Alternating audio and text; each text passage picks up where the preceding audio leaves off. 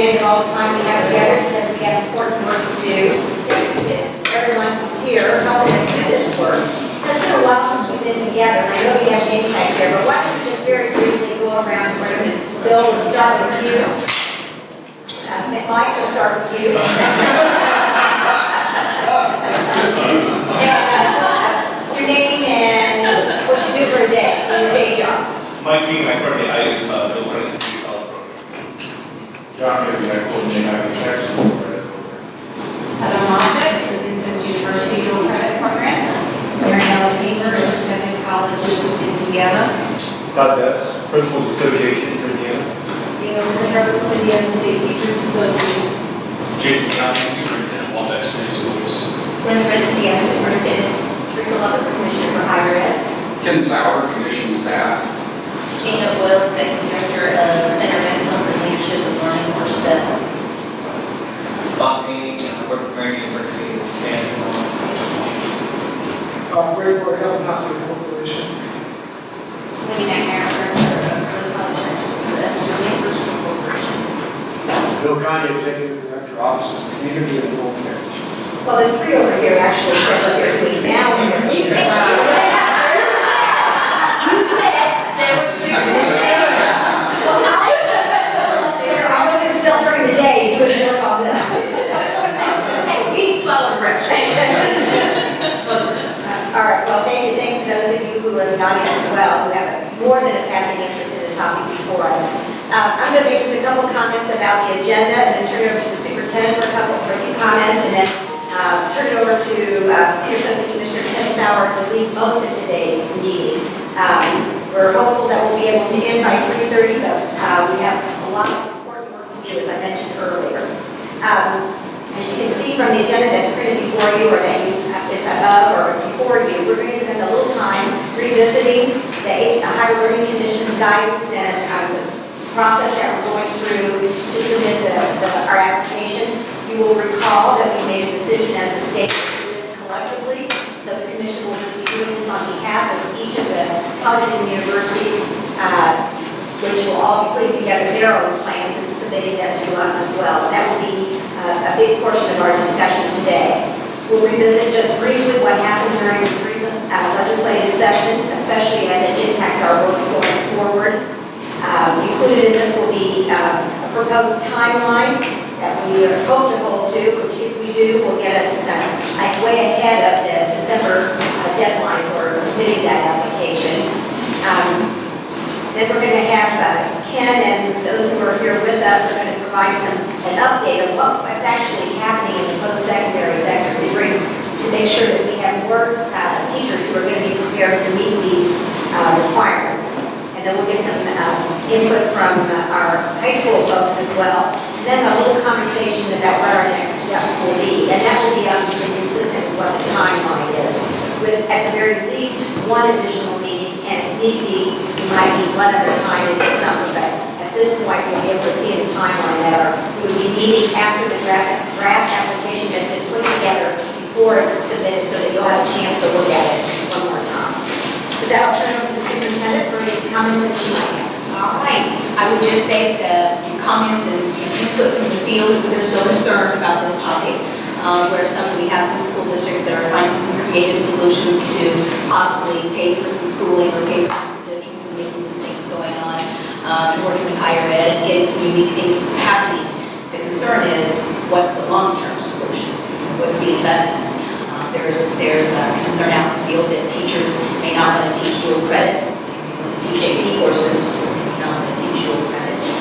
And so we've got to be sure that we're looking at a long-term solution for this. And that really relates to all the schooling that's going to be required to have dual credit credentials in the future. So the short term, I think people are rolling up their sleeves and trying to get some things going, but in the long term, that's a big conversation. Any comments before we begin from anybody else on the committee? Anything that you can say before we begin the formal part of the discussion? If not, then I'll turn it over to you to actually follow through with the agenda. So we'll be starting now with the update on the guidelines. Right. And actually, we may spend a fair amount of time on this particular law. The two bullet points that are indicated on this slide are probably the most important, but there are some other aspects of the guidelines and application that we should also mention. And we should also talk about the potential commitment that HLC has made to clarify any questions that might arise from these guidelines and the application. So, and of course, the guidelines we're referring to, the application that we're referring to, were those that were released in March of this year. The first bullet point is what I think is a significant clarification, shall we say, to what HLC had communicated. And more specifically, this indicates that teachers who have master's degrees in education with content-focused courses could count toward the 18-hour requirement. Now, the clarification part comes when the guidelines speak to methods courses that might be included in the curricula of the master's degrees that the teachers might have earned. Previously, I think it's fair to say that most of us interpreted the earlier guidelines as indicating that you had to have courses that were specifically in the discipline, which is to say they were courses taught, let's say, through the math department or through the biology department, and they had nothing to do with teacher education. However, the guidelines clearly indicate that methods courses could count if they are, quote, sufficiently related to the discipline.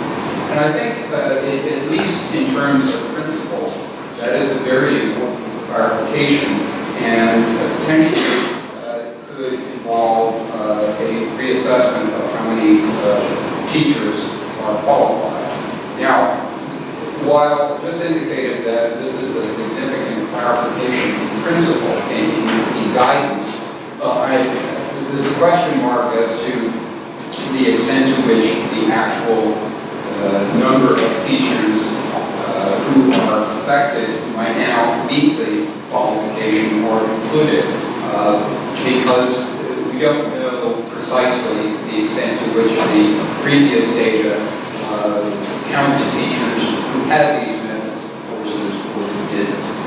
So, for example, if you had a course in classroom discipline, that would not count, but if you had a course in math and how to teach math, that would count. Exactly.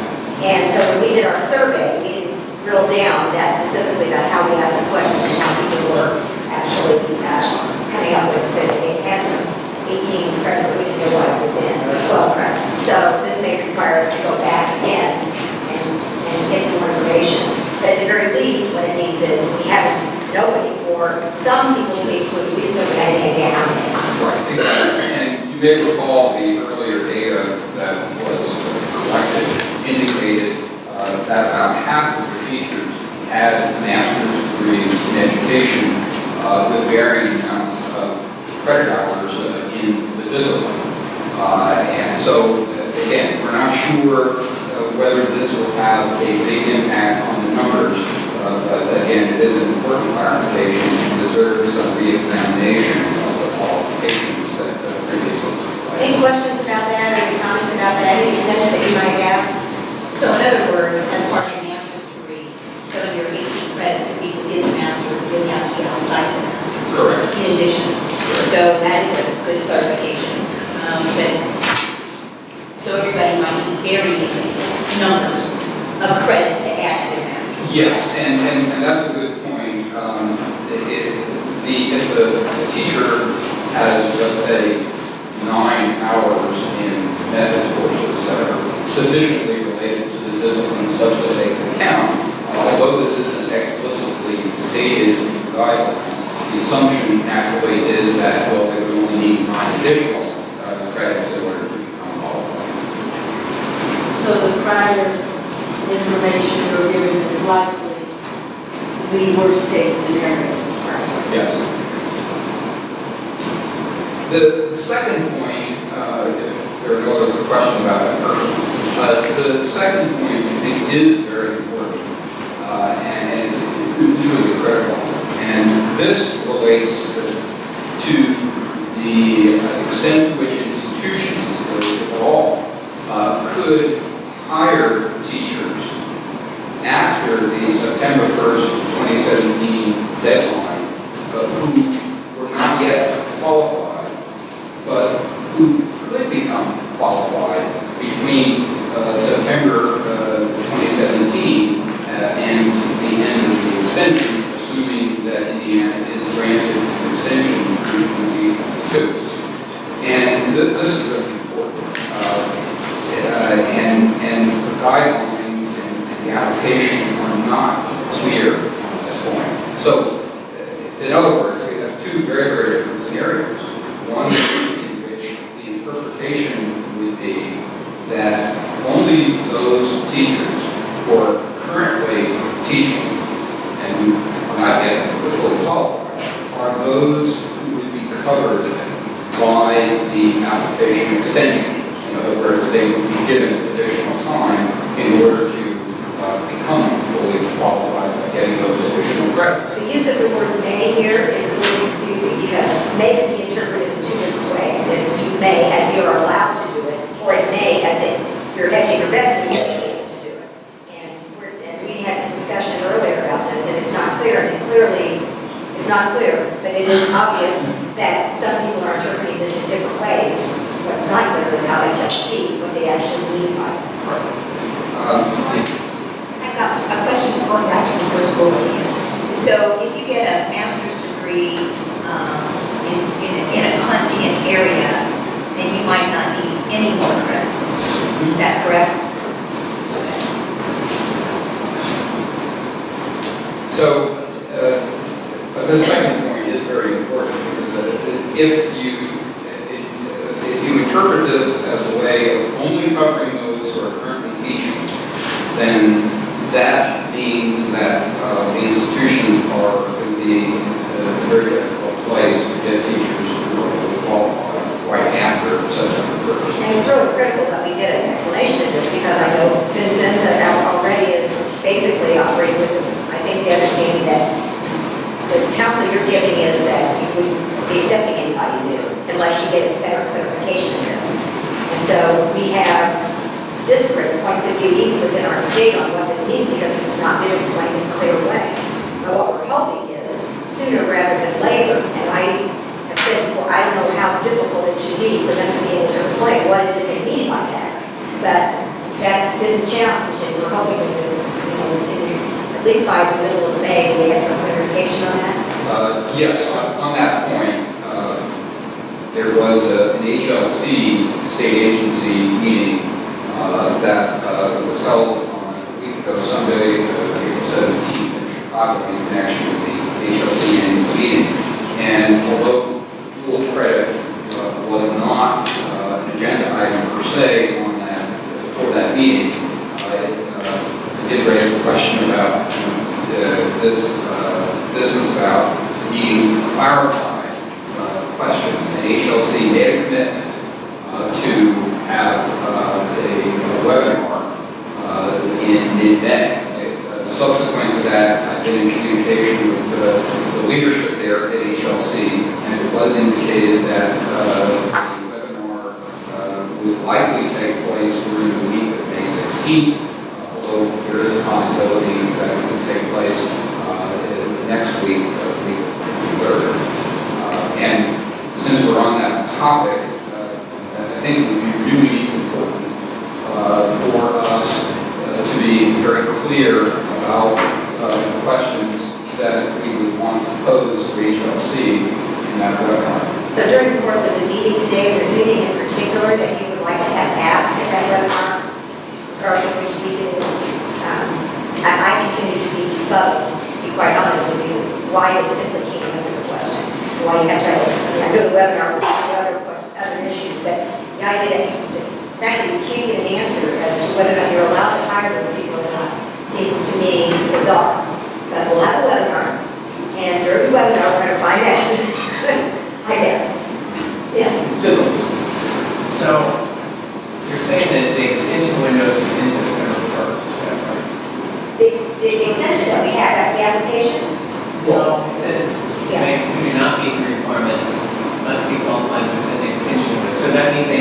intended, approved by 22. What we're trying to find out is, are they holding to that you can't hire anybody new after the first date, which was September 2017, or whether you would be able to hire people who don't meet those new requirements until the 2022 date, during which time they could be working on that needed by the 2022 deadline. Is that what I'm Obviously, that's a big problem. That's a big And so you have- There's another complication associated with the second point as well, and that is the HLC talks about potentially this issue arising in connection with the state, with the accreditation business. So each institution is on a timetable for renewing their HLC accreditation, and it's another question that one might pose is, well, suppose the institution has one of these re-accreditation visits prior to the 2022 extension. Would that, which would prevail? Would the extension supersede anything that came out of that re-accreditation visit, or would the re-accreditation visit supersede whatever was assumed in the extension? So that's what another. Would it be safe for us to assume at the commission as we put together this application, we have the questions, that there would be unanimity of thought around the table that we would like this to be interpreted in the most liberal way, which is that we would be able to hire people in that time, which then would be able to meet those requirements? Is there, anybody have a problem with that? Okay. Yeah. So thinking from a principal's perspective, my current teachers teaching dual credit now, under the strictest limitation would be, they would be okay through that 2022 timeline. One thought. So therefore, if you're thinking about this, the more teachers teaching dual credit through the 16-17 school year puts you in a much better position if they would say, you can't hire anybody. Okay. Actually, Tom, it's a really good point. I know we're talking the timeline later, but the timeline actually has a lot to do with who might be included, depending on which side of the coin this decision is on. So we want to ask the question, but we want to ask the question in a way that presumes the answer. That, and in the worst case scenario, we also don't want to do a census of our current dual credit teachers earlier than is most optimal. So we want to catch as many folks as possible. Is there any context leading up to these two sentences? Or is this verbatim what they said? No, it's not verbatim, but certainly the spirit of those two bullet points well reflects what's in the guidelines and in the application. Well, it's in your package, I think on the right-hand side, the last two documents, one is the guidelines and the other is the I guess, for what it's worth, in a prior life, I did a lot of drafting for 10 years, and to me, it would be, I mean, if they intended strictly to be just current teachers, it would have said they continue to employ its existing dual credit teachers, and not use the word hire. I mean, to me, that connotes new. Exactly. Well, if you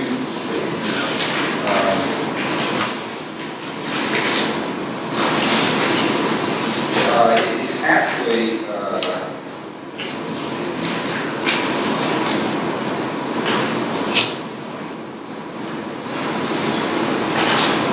well, it's last. If you look on page 2 at the bottom, very bottom paragraph. Of the two-page document.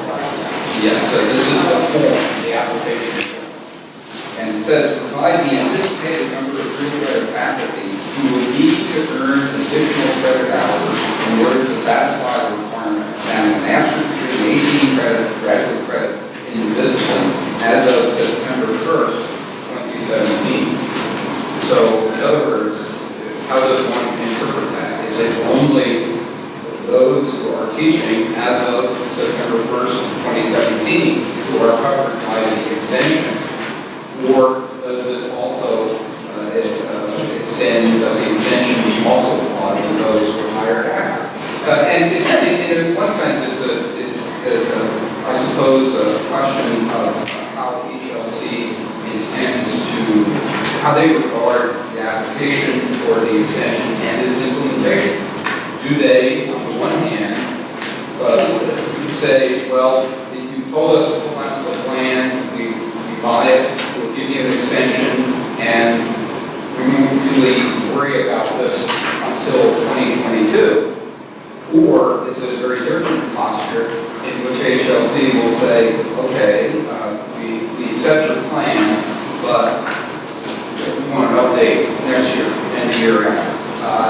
It's a little unclear as to how they intend to monitor this. Obviously, I think we would all agree that the first position will see you again in 2022, and by that time, all of your dual credit faculty will be qualified. That's a better position rather than having some sort of ongoing monitoring. So go ahead. First of all, BU needs to be the first institution, I believe, that has to go with you 1718, so we'll let you know. But in order, I wanted to reply to Todd in your question as far as the teachers go. Keep in mind that right now, BU is taking the perspective that even if you give the extension for 5 years, teachers that have no intention of going back to earn those will not get to remain teaching for 5 years. We are going to look at it, it's not just a blanket, okay, if they need a lot of hours, if there's major issues, we're going to expect them to put together a plan and work towards it and be working on that during that 5-year period. It's not just a 5-year grace period in our view right now. I'm not saying it won't change, but that's the stance that we're taking. So that's, I think, an important thing to note. Now, I'm not saying every institution will do that, but that's kind of how we're looking at it at this point. We're going to have to be working towards that credentialing requirement. So, Heather, is there some thought about annually reviewing those educational plans for a first faculty? yes, I mean, our office does that now. Yes, so any teacher that we now have on an education plan, we go back and they have to actually submit copies of their transcript showing that they've earned credit and are working towards completion of that. So, I don't know if I want you to ask that question or not. So we was going to be careful. But any clarification that we might get in a roundabout way. Yeah, and Heather raises a great point, which is be careful what you ask for because you may not get the answer you want.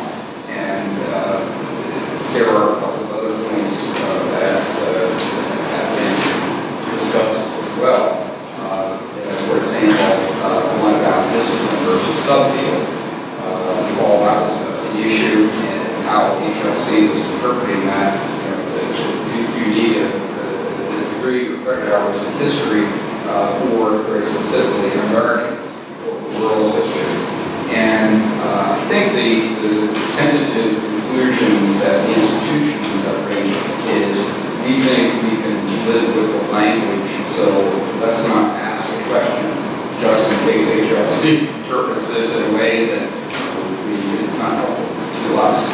I would also put in that same category, at least as to whether you should ask the question or not. Other issues such as the definition, HLC's definition of career technical education, occupational education, and how they interpret that. There was ambiguity in documents that they have published previously, the policy and guidelines that would suggest that frankly, were contradictory. One could look at language in one place and look at it in another place and conclude that they're really saying two different things. But is that a question we want to ask, or do we live with this, if a team visits an institution, we'll be able to handle. What we heard the institution say was the lab, so we don't intend to ask that question. Terry, you were doing to make sure that as these questions come up, somebody's keeping track of questions that we might. Might not want to ask. I have to follow with her because she's not sure she wants her question asked. Well, yeah. With regard to that too, on that, the discipline and stuff, we decided not to ask that, but for also the CTE side and friendly side.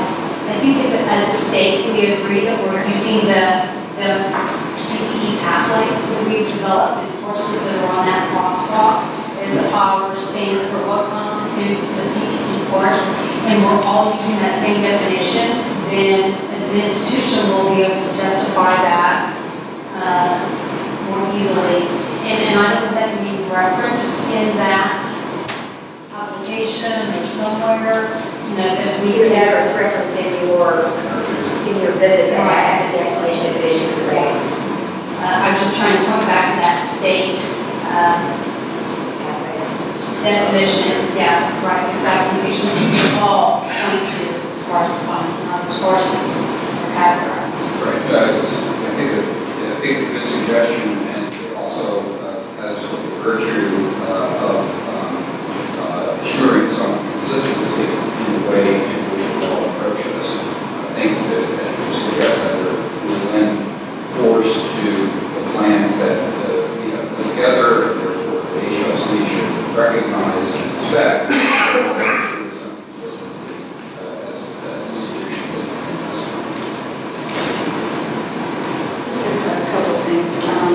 In response to, this annual working towards it over these several years, teachers come at this from, different points in their career. And I assume there are plenty of credit teachers who are within 4 years or so of retirement.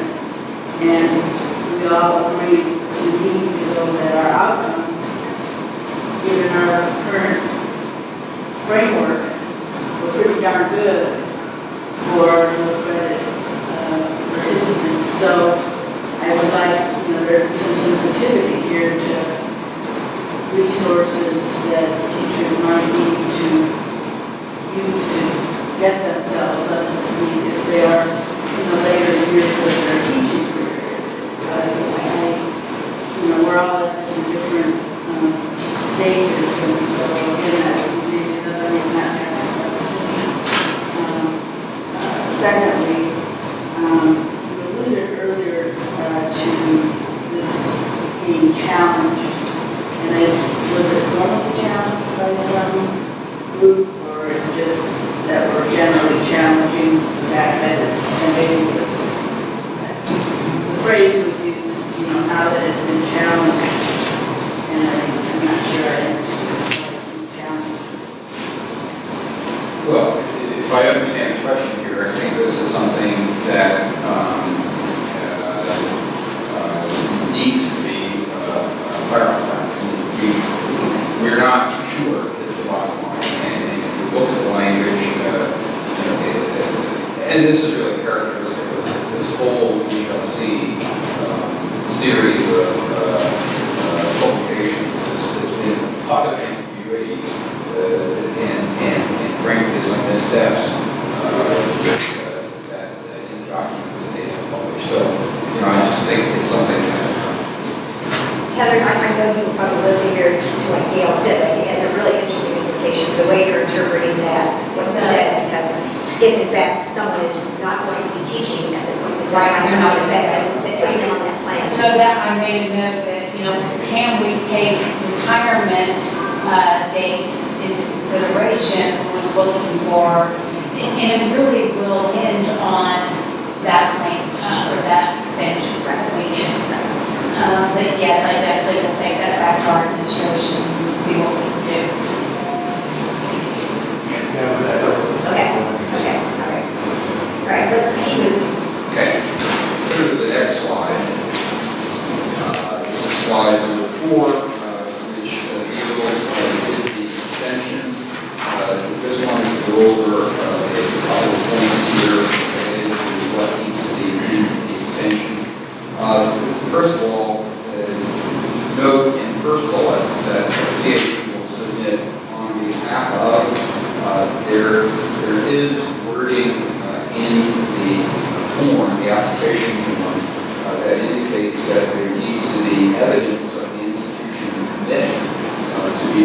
coordinated in this fashion. So we will need to perhaps devise some sort of form letter that we would want the senior administrator, president, provost, vice chancellor, academic affairs, whatever, to sign and include in the application so that there's a clear indication that, yes, they're part of this. You should be expecting to get that person. You're already present. The first bullet point also notes that we're talking about not for-profit institutions as well as public institutions. At this point, we have an indication, and then we have to work through the ICI that's going to help us on this. We have an indication that 8 ICI not-for-profit institutions have indicated that they'd like to be a part of this. 3 of those institutions are very familiar to us with respect to their dual credit activities. Anderson University, Trine University, and Oakland City University. In fact, all 3 of these institutions have gone through our dual credit review process, which is very extensive, so we're very familiar with their activities. We're not as familiar with the other 5, so I think we'd like to work with you, Mary Ellen, in making sure we have that list tacked down and that we have a good understanding of the dual credit activities offerings of those other institutions. The second bullet point indicates that the application requires data and plan for each accredited institution. The instructions for the application form are pretty clear that there needs to be at least a brief section, they say, I think, over 3 pages per institution, so that there will be an overall introduction to the application and the plans that put together. There needs to be something pretty specific for each institution. Now, they talk about the data and plan for qualifying faculty. The data part, I think we're in pretty good shape with. We, of course, reference the very detailed data from January that indicated some 500 teachers and their various levels of educational preparation. Said we have to revisit that a little bit. We need to add to that some data on the number of high schools and students served by each institution. But I think we're, again, in pretty good shape with respect to the data. I think the plan is a little more challenging, exactly how we will go about providing opportunities in ways in which teachers can, in fact, become qualified. We'll talk a little more about offering graduate courses a little later in the agenda. There's been some, there are definitely an option available. They need further work, at least to have a starting point. The application has to be in by December 15th, and I think the Commissioner will address the timeline question shortly. But in any case, that's the deadline that is indicated in the HLC application. And as we've indicated, HLC can grant an extension for up to 5 years.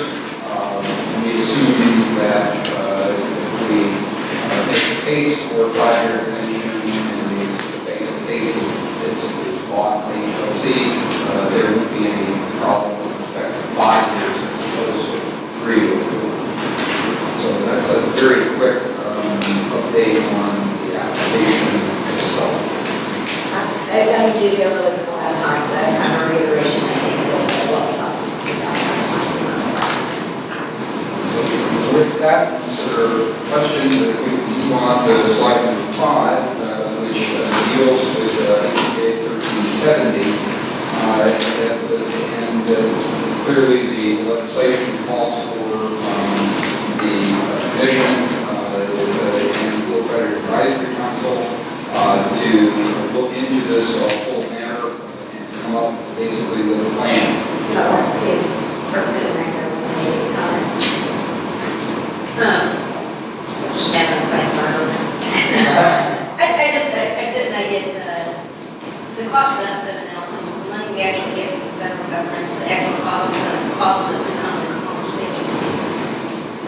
That's a number I would like to know. Is if we're going to spend millions of dollars getting our teachers up to agency standards, how much money do we get per year per institution in Title I or whatever the monies are that agencies gives to our universities? Because if coming into compliance is going to cost us more than what we actually get, and I know it's a substantial amount, but thinking long term, I think maybe that's a question or something. The challenge, of course, with that is that it's, the amount of money that's provided for financial aid in Title IV is such that people can get the numbers, but it would be hard for me to imagine what came with any institution would miss their accreditation.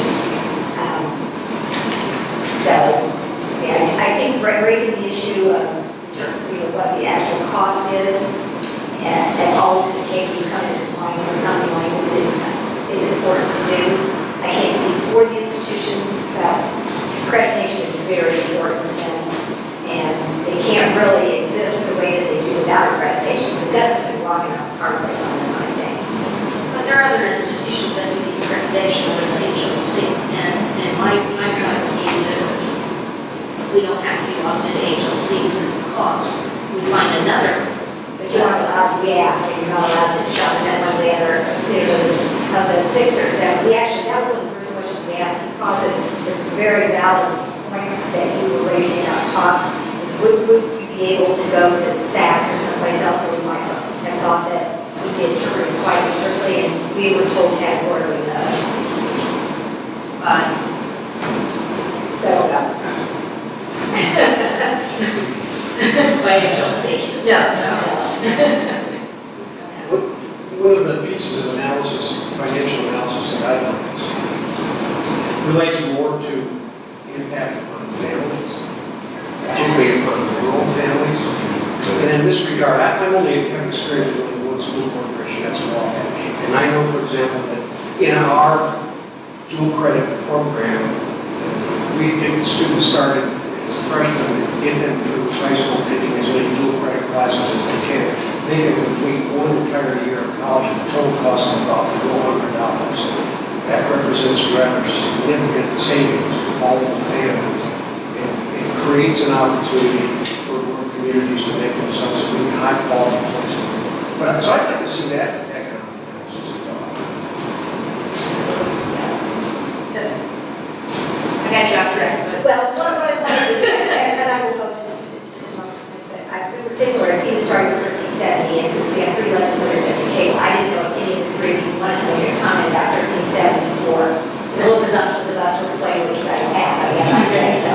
Well, the biggest thing is just a lot of what we're doing here to analyze that. I think a lot of our parents have already started this process. I know at UMass and USI recently just realized this because of what they had done initially when this first came out. So I think we'll continue to look at the agreements between the K-12s and higher ed. I like the idea of, I just read the short letter from Ball State. Didn't stick in my head because Ball State was working with it, but the idea that the institutions are working together by those forces that come and not be able to provide, I think this legislation might help that as well. And scholarships are huge, and being able to write money for teachers or the universities themselves to absorb the cost, that's always going to be a sticking point. And that's why I'm hinged on the cost piece of it.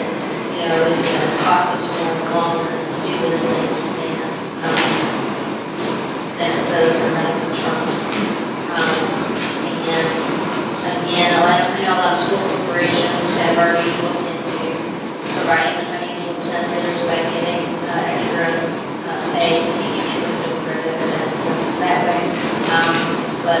them or finding the structure.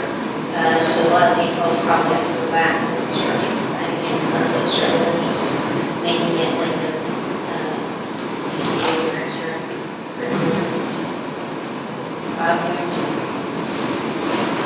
Not interested now, Councilman. Did you have a question? What we're talking about legislation, then are you on another topic?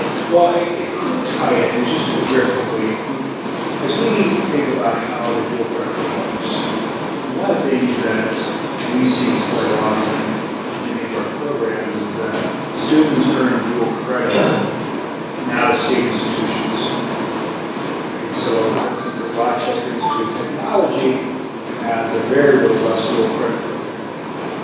So I have heard people say, well, if I can't teach the dual credit here, I will teach the dual credit and we'll just go to RIT, dual credit.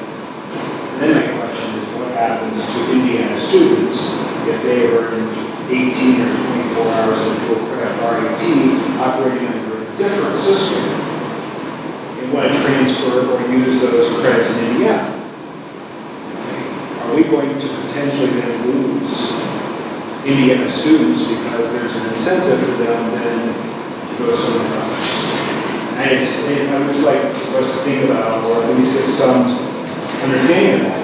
We're assuming that everything's going to stay with the state. I think that assumption is really a challenge. Or the same thing about out-of-state students wanting to come to Indiana. So they have a lot of dual credit, and we want to accept that credit because we want those students. And then does the same analysis take place in which those teachers are under a different accountability system? And can we not take those dual credits from those students?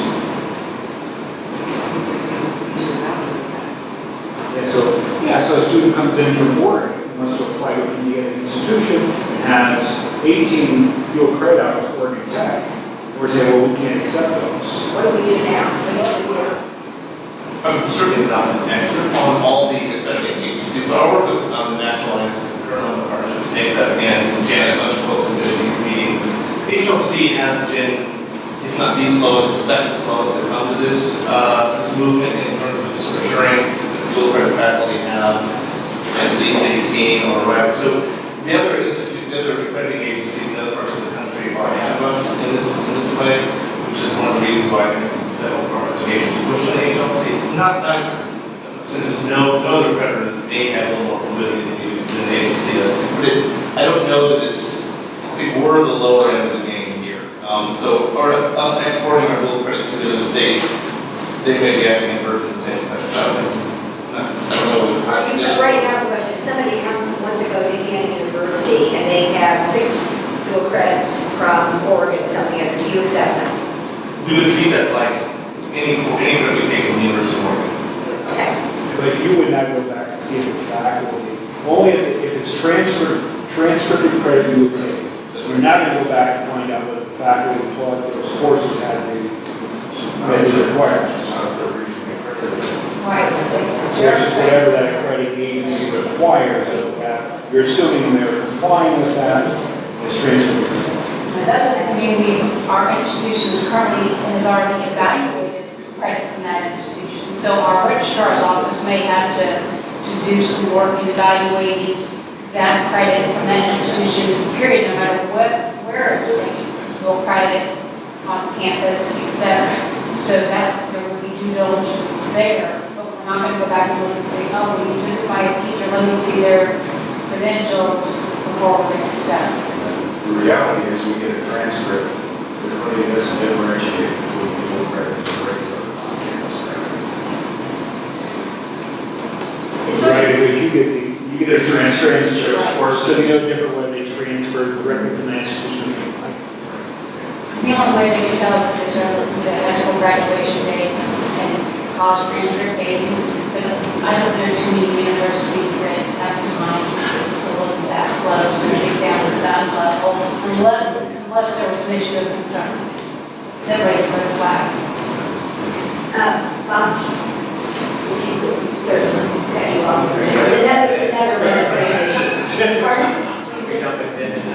Well, I think we are. I mean, I think what I heard say is that it's sort of like the issue of reciprocity online. We're assuming that the states themselves are taking care of ensuring the rigor and the quality of what's being offered through dual credit. So we're accepting that, and so the institutions are accepting it.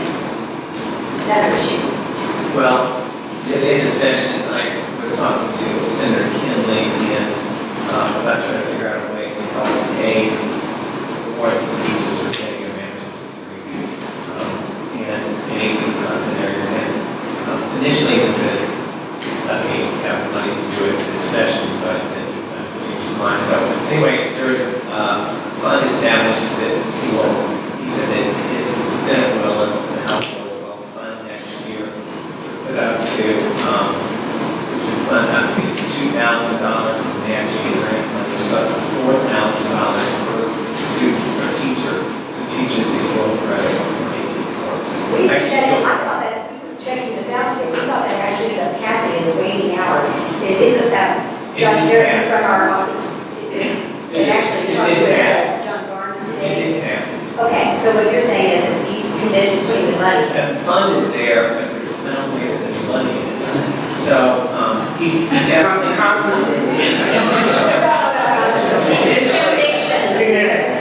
Something to build on. I had gone to him, based on the superintendent of the college, comment about trying to allow flexibility for his grant fund. And he didn't want to do that, but he initially told me he was willing to take some reversions instead of, and I don't think House Republicans, I don't think we want to do that. So the fund is created, he's committed to doing it next year, so we will have, like I said, it's an action grant fund, so it'll be up to $4,000 per teacher who teaches a dual credit course. I think it's dual credit only this year, we're not paying in the sense of dual credit. And 18 contract, I think, Well, this would be a good time for us, Ken, I sort of took over your show here. Let's go back to the explanation of 1370 and is there anything else that we have not covered that was part of the bill and what Senator Bain is talking about is Well, I think we have covered it. There are some specific alternatives that are mentioned in the bill. I think the main point, though, that we need to think about here is that because of the timing of the HIC application, I think the completing of the application and plan will provide us with some good ideas, good foundation for then proceeding to finish up the rest of the work that is called for on 1370. Do you have any anything else about the legislation? Of course, the other thing that passed was the resolution that Representative Magner had, which is really directed toward HLC. Not a figure. Well, we can. It's still in the Senate.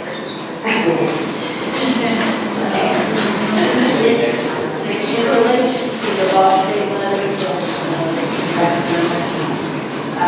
and I'm only bringing this up because last fall, our department went around the state and wanted to listen to our members, and this dual credit issue was really hot back in the beginning of everybody understanding what was happening. And I had a couple along the way, fine arts teachers who teach dual credit fine arts tell me specifically that it's impossible to do much of their stuff online. And I guess I'm just saying to the institutions, don't forget fine arts and all those listed with the initial coursework.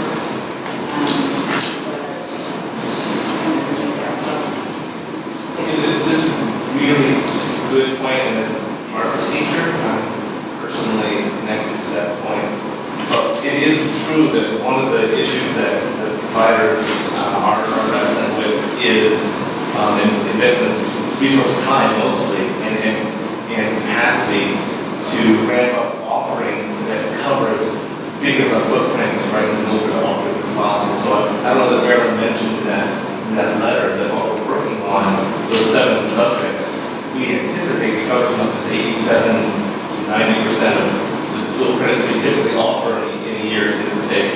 So again, I absolutely don't want to discredit those other subjects. When we talk as coordinators about how they could maybe outside of a mega plan individually try to maintain some of those options, we value that is one of the tensions. And then the point was made to me very clearly that what we do helps all these other core topics immeasurably with a huge chunk of the student population. Okay, with that, I think we'll move on. I don't think we need to spend too much time on the timeline. I want to make sure we have enough time for the latter part of our agenda. It's all before you.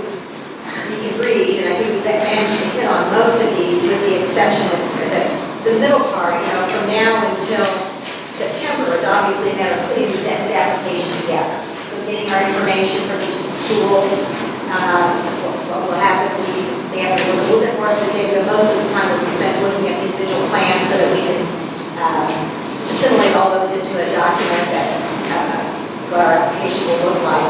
So what we were talking about is, sometime, we have right here September, we will be presenting to you a draft application. It may be that if issues come up during this time that we don't feel that we're capable of actually answering without your advice, it's conceivable that there might have to be another summer meeting.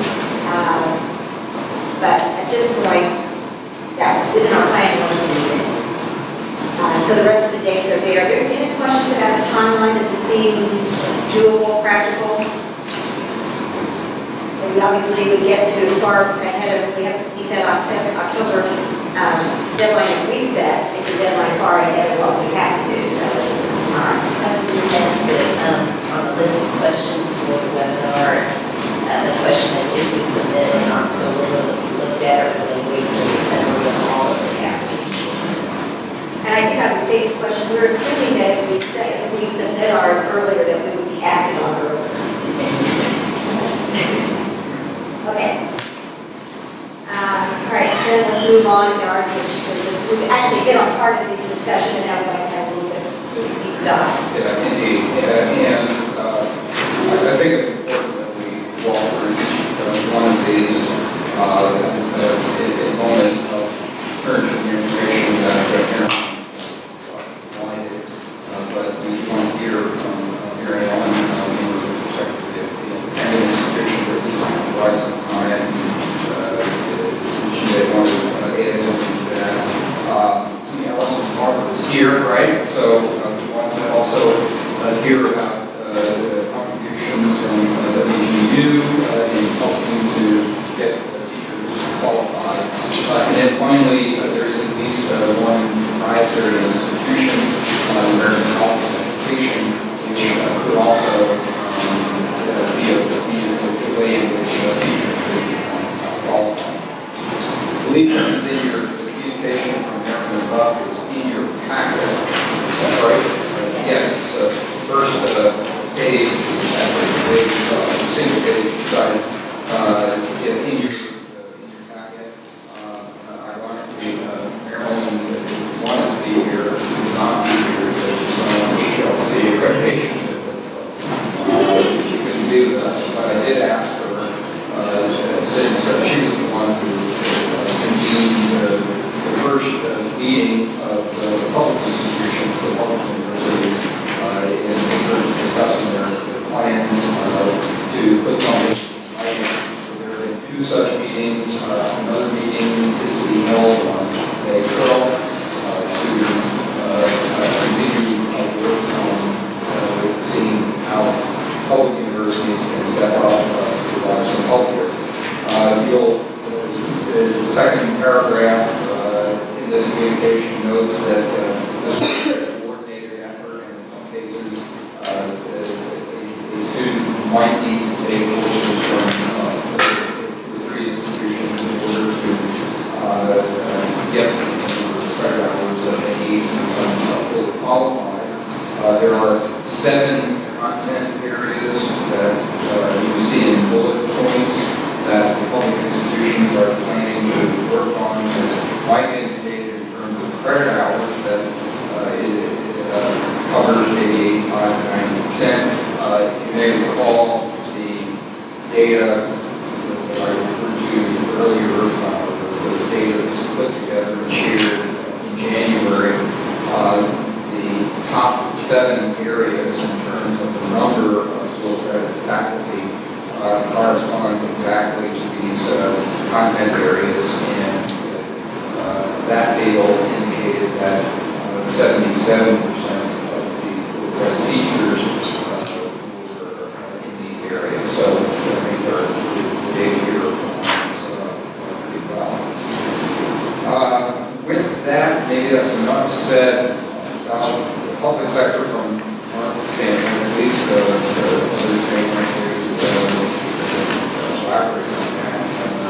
But in any case, that's what the public sector is doing.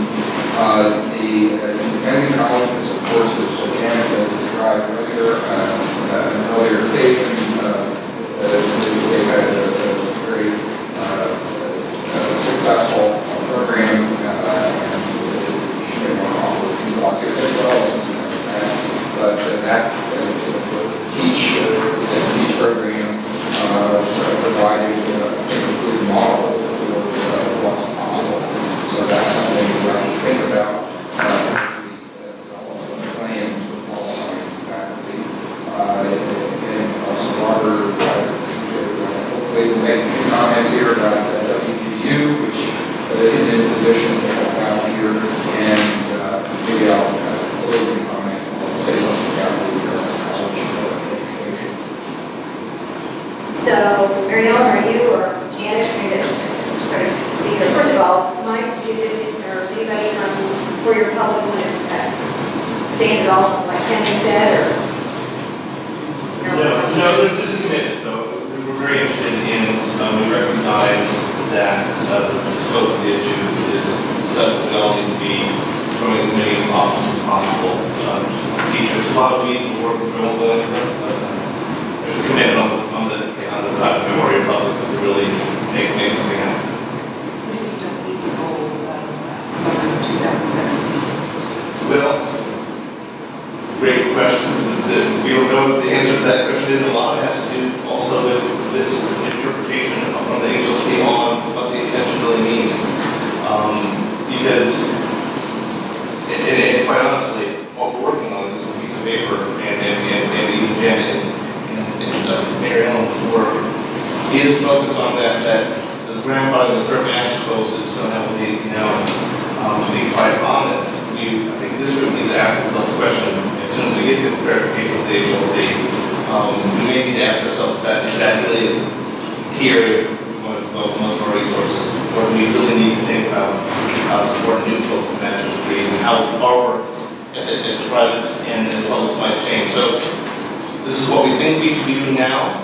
We're hoping that we can make the 2017 deadline, but we're also a little aware that we have to pivot some of our focus too broad to include more master's work too. Great, thank you. Anyone else? Here? Ariel? Yes. I think we've told about our STEM Teach program before. We're now coming up to the second semester of it this summer, and by the end of the summer, we will have served probably over 700 registrations. In the first iteration, the STEM Teach 1, I believe, did about 600 registrations over 4 semesters. We are in the process of trying to secure some additional funding so that we will be able to see these teachers through the dual credit certification.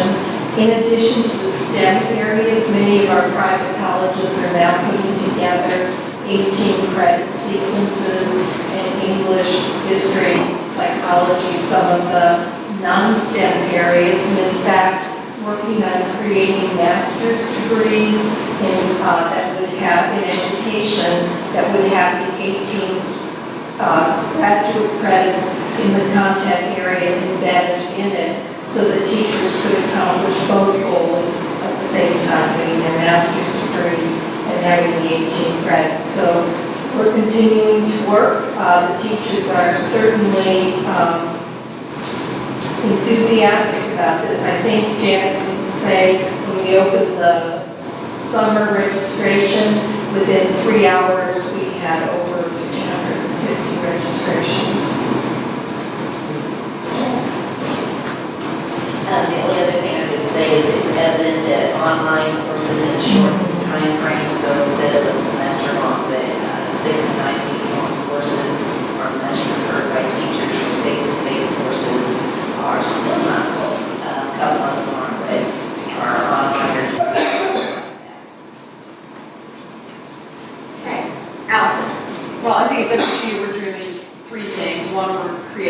pipeline for the next round of dual teachers, since our students get their master's in less than 2 years with a competency-based education. So we're doing two things. One, we're in initial conversations with IB Tech, where they've already identified schools, according to Kathy, where they have teachers that need the master's degree. And so WGU Indiana will partner with them to help them get to that scholarship to the degree quickly, so that they'll have the certification and accreditation they need and the content. The second thing is we're already in the game, and that we announced a few months ago, the Early Rogers Scholarship. And so Early was on our board, and we have a naming scholarship in our honor for teachers who want to receive a master's in education. So we're already invested some of our money in scholarship dollars to focus on teachers that need their master's in these areas. So I think we can develop the pipeline quickly. I think the other thing that we're hearing from some teachers is that when they look at 18 credit hours, they look at the opportunity to come to WGU because we're competency-based. Some of our teachers will excel through their curriculum and get a master's degree in a year or less. So for $6,000, they would pick up a second master's instead of just, even though they have a master's, but instead of just taking 18 credit hours, saying, why wouldn't I just wrap that around and add a second master's to my portfolio?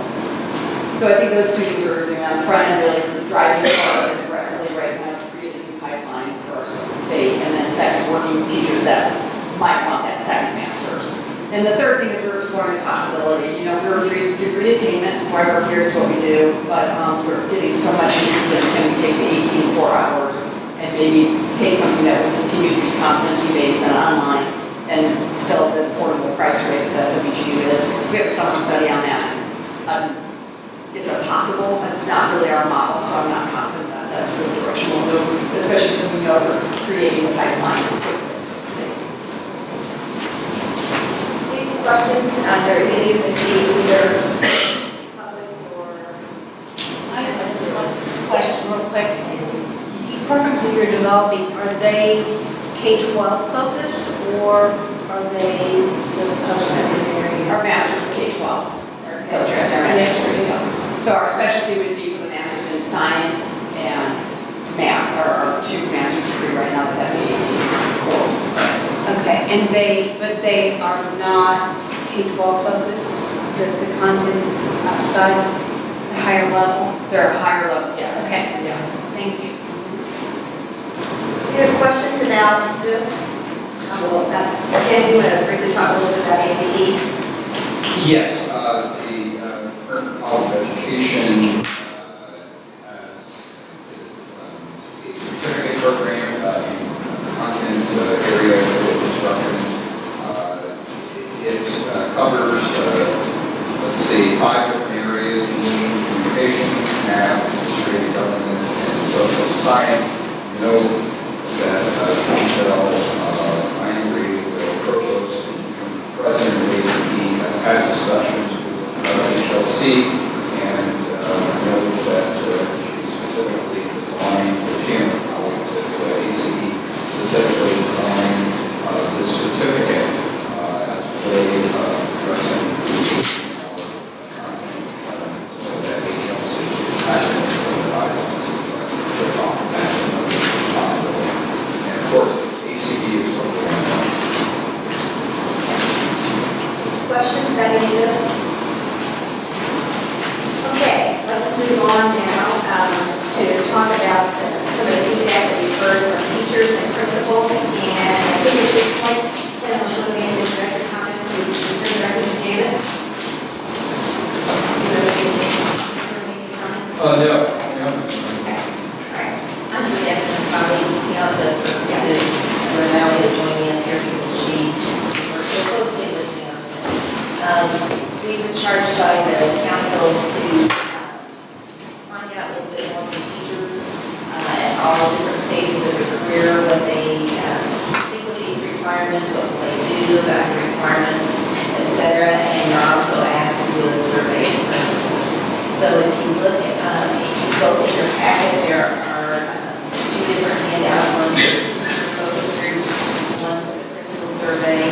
And in terms of our focus groups, thanks to January, county coordinators for giving us over 60 names of teachers around the state who are willing to be in these focus groups.